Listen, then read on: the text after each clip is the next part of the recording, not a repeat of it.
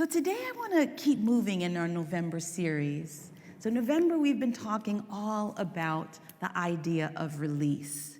Remembering our deepest truth of life, but also how to release any obstacles that prevent the experience of God's infinite presence in our lives. So how do we do that? How is the balance struck?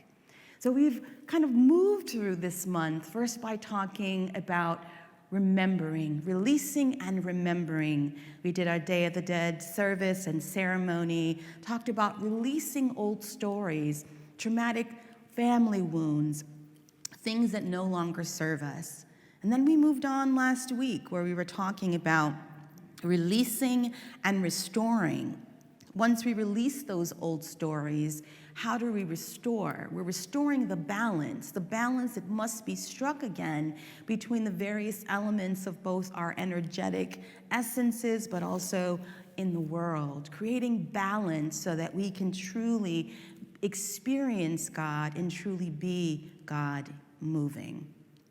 So today we're going to move in this story of release, and today we're going to be talking about rededication. So it's quite apropos that Stephanie should give me today these dedications from you all. And so we're going to be talking about what does that mean when we rededicate ourselves. Essentially what we're doing is we are rededicating ourselves to God. We are rededicating ourselves to Spirit. And we know what that means. We're in essence also rededicating ourselves to ourselves as the expressions of Christ, right? So what does that mean? How do we do that?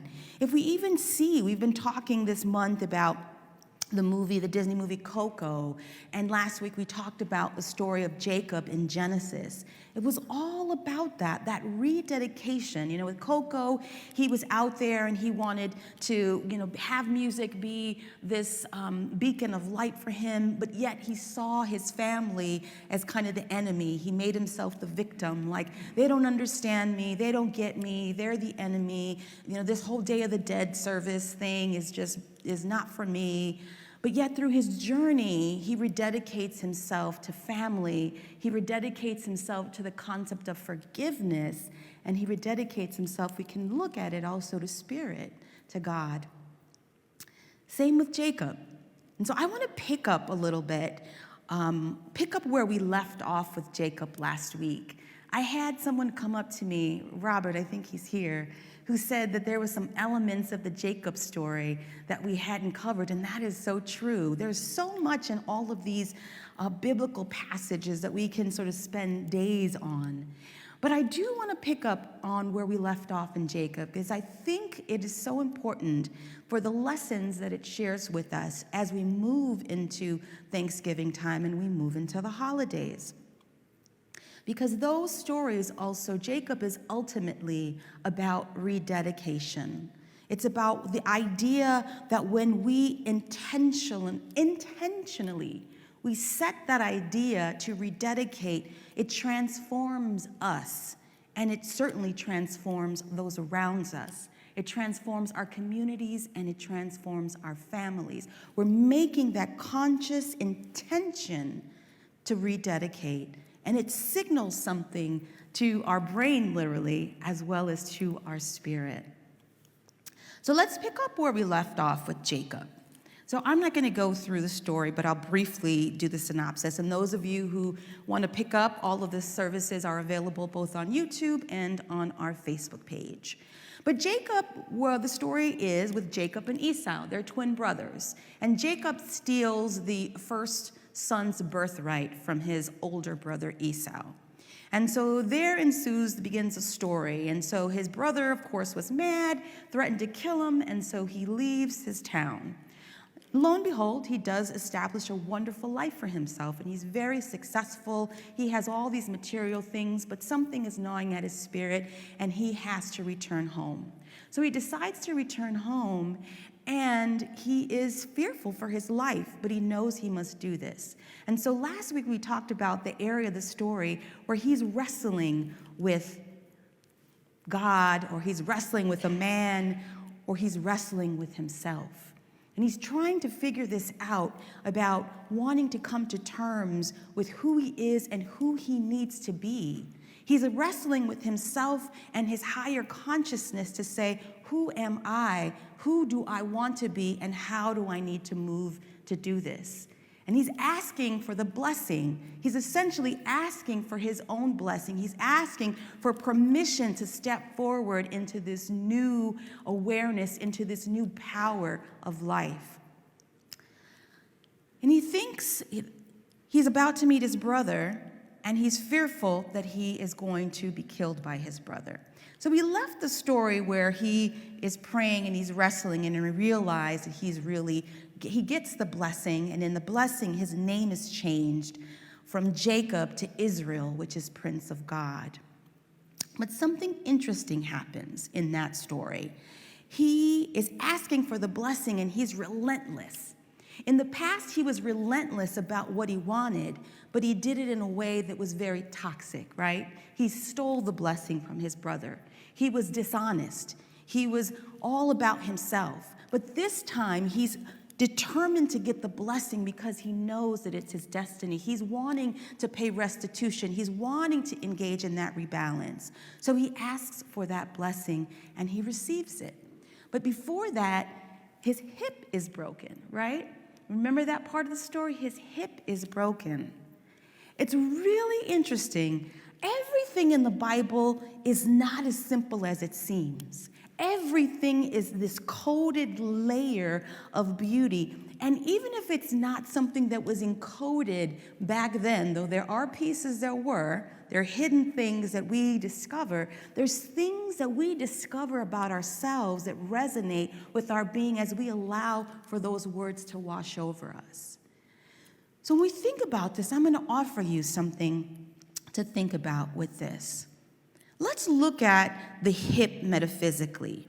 Have you ever all wondered, this is kind of one of my weird things I think about at night, like, why is it that the 12 powers are only from here to here? Like, what happened to our appendages? Like, are there no powers in our arms or our legs? Like, has it ever kind of, you all thought, like, the chakras are only here? What about the rest of our body? But there's something really interesting about, even if we kind of go along with that, the heart. The heart contains the higher emotions. But the legs and the hips going down, right? We know we have our energy centers here, but there's something important that happens right in this region. The hips going down represent our lower emotions. And the hip joint, that is where Jacob was struck. The hip joint represents the link between our higher faculties, our mind and our heart, and our groundedness. It's no coincidence. The legs connect us to the ground. It characterizes our involvement with the material universe and also with the idea of struggle, or as I said, the dance. Our legs have us in the dance of life as we move and figure out this thing called truth.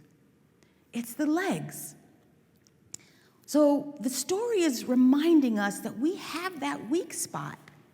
We have that weak spot in our hip that we need to be mindful of, where we're recognizing that connection that is important. It's the mind as well as the body.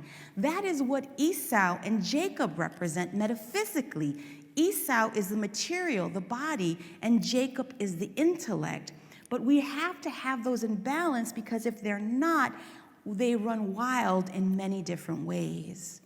So it reminds us the hip is like this quintessential wound. It's like this wound that we think of, that we are always aware of. And it comes for us to really pay attention to the overdevelopment or underdevelopment of that twin soul of the intellect and the mind. And when we think about it, when we know it, we move forward with that, we have that balance. We have that way that we can fully engage in the world. So here, now I'm going to take you all. We're going to continue a little bit further in Jacob, because again, there's so much more here.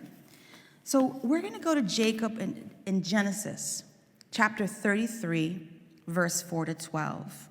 So here now he's meeting his brother. He's been praying, he's had the wrestling time, and now he's actually about to meet his brother face to face after years.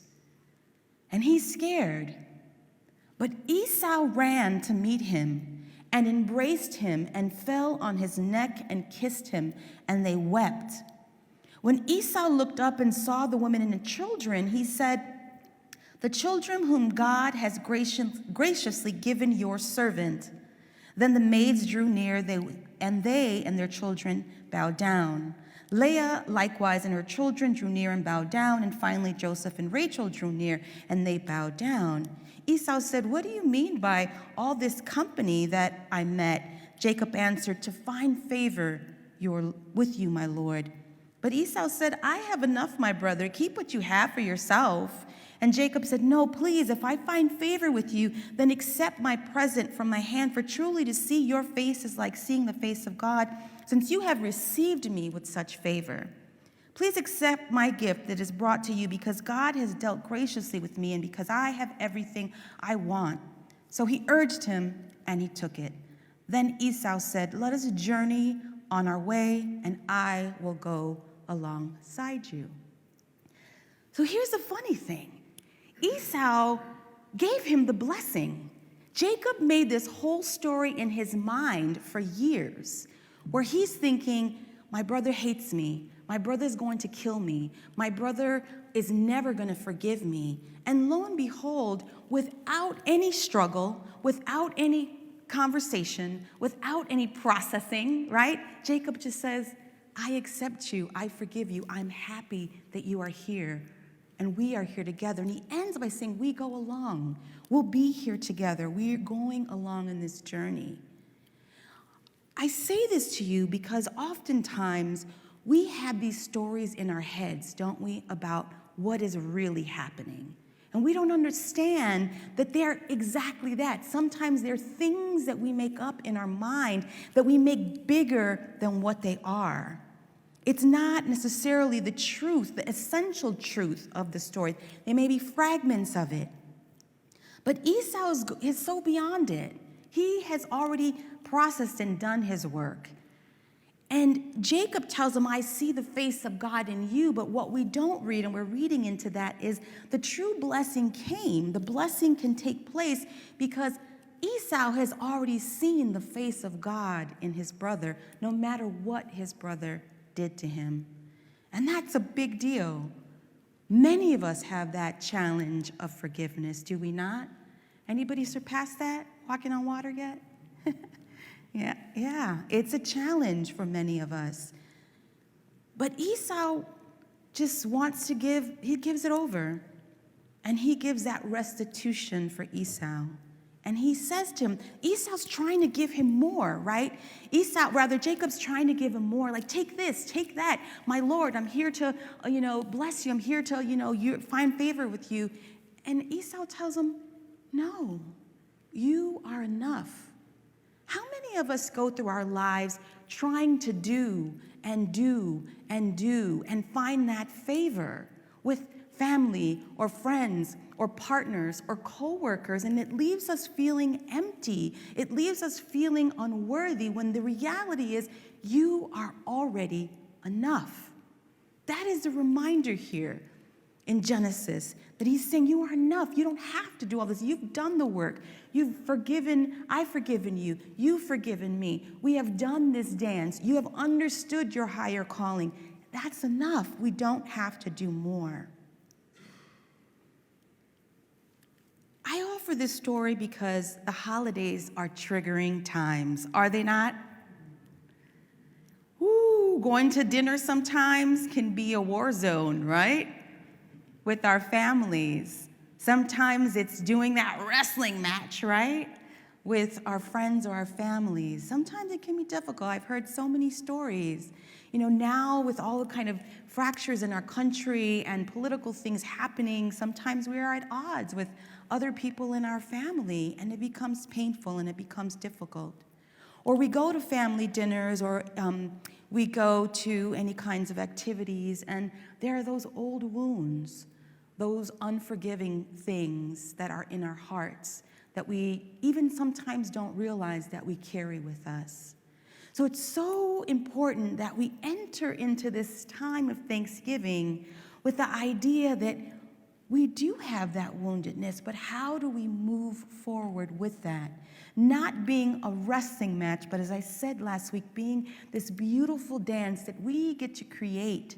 We get to say what it is, and we get to change the story. There's so many things in our mind that operate like a virus. We talk about this thing called COVID, right? But Charles Fillmore would often say that when the Spanish flu came years ago, and he spoke on that at that time, he said, the flu will kill thousands and has killed thousands, but the fear will kill tens of thousands. And it's the same idea that our fears, the things, the doubts, the fears, the critiques, the judgments, all of that, there's virus in our mind that are prohibiting us from fully experiencing that deepness of God, that connection with Spirit, and that peace that we so need and want and deserve that is part of our divine birthright. So what do? How do we step out of the trigger? How do we create interactions that don't keep us in these feedback loops of pain? Well, we're talking about rededication, but the reality is we can rededicate every day and every moment. I had the opportunity to rededicate this week.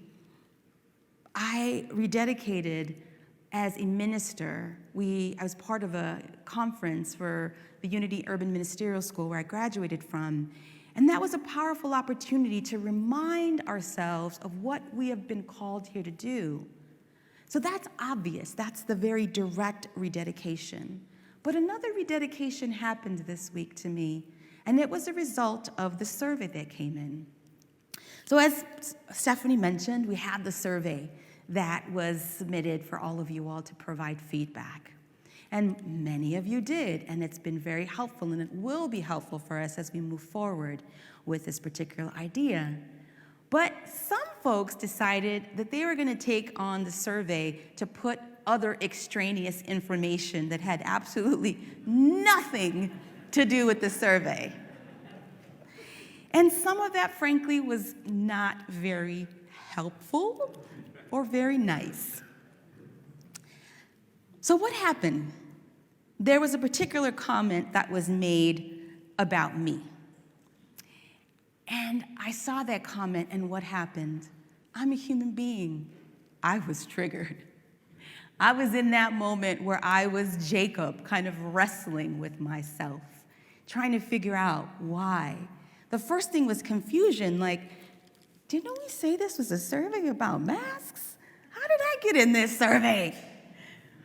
Then it was hurt, like, oh my gosh, I can't believe it. Why would somebody say something like that? Don't folks see, I can't believe it. We're a unity community. We're supposed to love each other. We're supposed to be compassionate. We're supposed to be open. Like, how is this even possible? And I was so hurt by that. And then, of course, the victim comes in, right? Anybody who's following along with these things, right? Then the victim comes in, like, don't they see how many hours I've been working? Look at this sanctuary. I'm a one-woman show. Of course you're not seeing me because I'm running around like a chicken with my head cut off everywhere. And then I moved to, of course, being angry too. But more than that, my trigger and my story is the not being good enough. So then it settled in like, maybe this is too much for me. Maybe this was not my calling. Maybe I totally got the memo wrong from God. Maybe not. And then I started to think, no, I'll have to do more. My grandmother, when I was young, ever since I was a little girl, inculcated in my mind, you are a girl of color, you must do more. You have to make sure that you balance out the discrimination that you will face. So you will always have to be more and you will always have to do more. And so all of those stories are running in my head. Well, I'll just never take off a Sunday, and I'll work like a maniac, and I'll do. And all of those feelings that we have, where any codependents and people pleasers in the house, yeah, all of that starts to come to the forefront. But the beauty of doing this work and doing the principles, and I say doing, not just knowing, is that we move into these times, but then we quickly move out of them.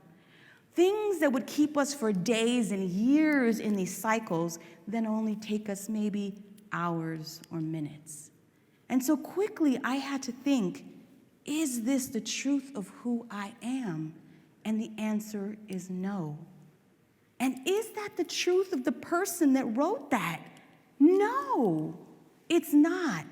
We are always in this dance of triggers. We're always in this dance where people will say and do things that feel not so good. But it is all information. How do we understand it? If we say this or that is against me, this person is against me, this idea is against me, we're not allowing for the mirror to show up on our face and the blessing that God is putting right before your face to be able to do your work. So this for me in this example was, I have work to do. And that's a good thing. I am so blessed that I was shown this right now. I'm so blessed that I have this opportunity. And I'm so blessed that I have the opportunity to pray for others as they continue to embody and go in their dance to be in their higher selves.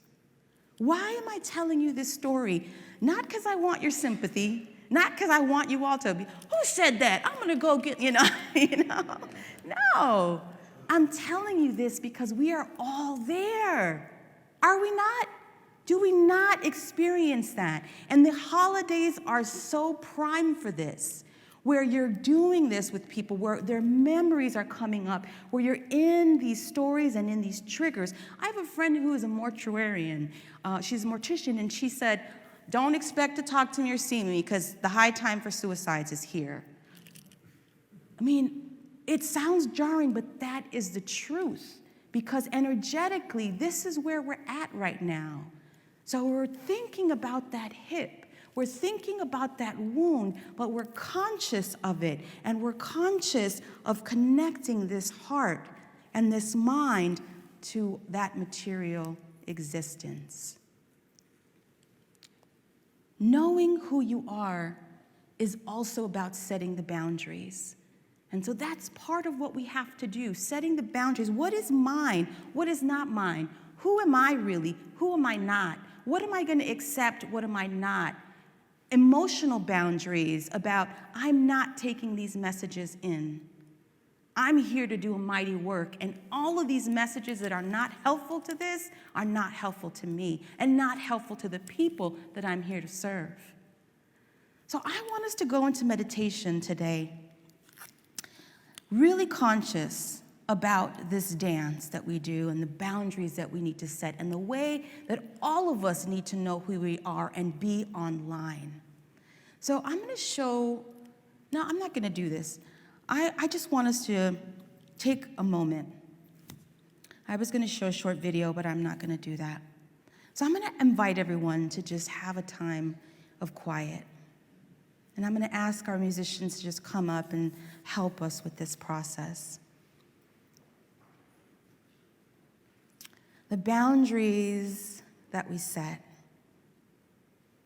the ways in which we know who we are and who we are not, who we've come here to be, and affirming, rededicating ourselves to that sacred mission.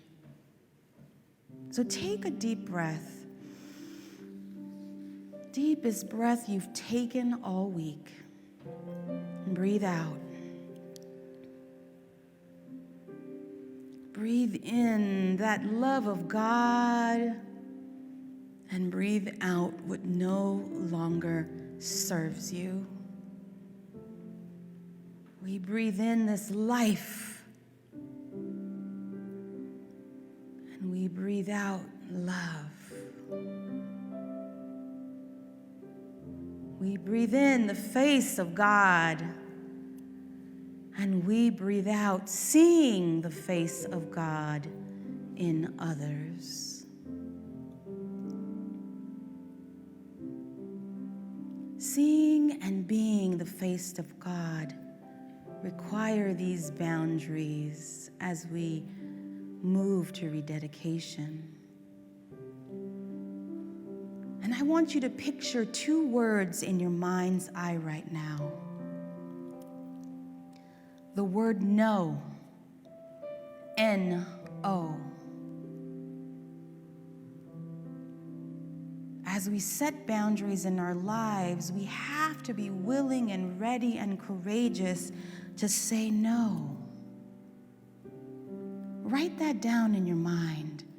Feel yourself writing that out. Maybe you spray paint it out or color it out. Like visualize you with that no, N-O. What do you have to say no to in your life?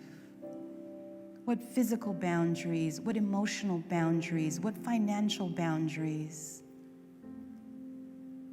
Relationship boundaries? Where is your no? And breathe that in and breathe that out. Now there's a second no. K-N-O-W. No. What do you know? What is your truth?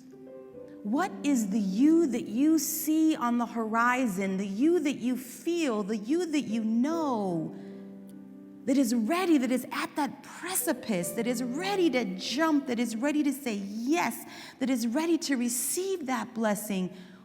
Who and what is that no? What do you know? How do you affirm the truth of who you are in your knowing?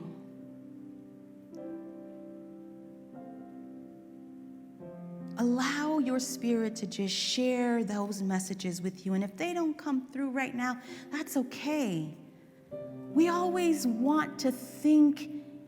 We always want to work in the logical mind, in the knowing mind, but there's a higher knowing of spirit, and that always knows. So whether you completely process what is happening, know that there is knowing, N-O-ing, and knowing, K-N-O-W-I-N-G-ing, happening right here and right now, that your body, your mind is completely online, ready to receive the blessing, ready to rededicate to the spirit of your understanding, ready to claim that knowingness, to claim the cosmic Christ, to claim the universal essence, to claim beauty and truth and love and forgiveness. Breathe that in. Know and know. And so it is, and so we let it be.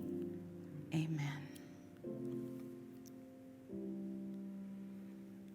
Facing our triggers and our shadows. Our voice needs to be heard. But how do we do this in a way that doesn't injure others? I was given this card by our beautiful teacher, Wanda Lynch, before I walked on stage. Spirit always knows what we need. From Philippians chapter 4, verse 8, finally, beloved, whatever is true, whatever is honorable, whatever is just, whatever is pure, whatever is pleasing, whatever is commendable, if there is any excellence and there is anything worthy of praise, think about these things. And not just think about them. What are we speaking with? What are we feeling with? What are we acting with as we move through these times? We're moving through the holidays, which are, as I said, will be difficult or challenging. We're moving through a different time and era where everything has changed now after COVID. Am I the only one? everything is changing. We're getting our footing. Like, how does church has changed? We have half of our people here and half of our people online. And that probably will not change. How do we do that? How do we move into this in this way? The hip. Have y'all ever heard of the term shoot from the hip? I looked that up. It came to me yesterday. And literally, Westerners would shoot from, when in the Wild West, they would not take their gun out of their holster and they would shoot because they wanted to be quick. They wanted to just go ahead and get the job done, but it was never accurate. And we take that image. I'm going to close by just having us take that image. How do we move forward without shooting from the hip? Because that involves us thinking. That involves us being in Philippians 4:8. That involves us being our higher consciousness. That involves us being in balance. That involves us being patient, compassionate, and taking our time before we react. Not just others, but with ourselves as well, which oftentimes will count more how you react to others. Jacob becomes Israel, the Prince of God. And we all are on that journey to become the princes and the kings and queens with the Spirit. It's not enough to know the 12 powers. We must do the 12 powers. It's not enough to know spiritual matters. It's important and necessary to be spiritually minded and spiritually acting. So today we move bruised, with boundaries, but with blessings. Rededicating our lives to our higher selves, our higher power, and being the light. Because I got to tell you all, if it's not Unity people that are going to bring the light, who will? We know this. Yes? We know this.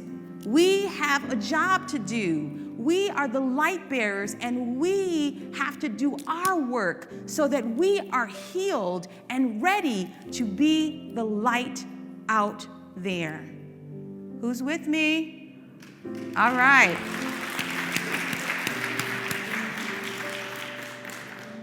And with that said, we are wrapped up.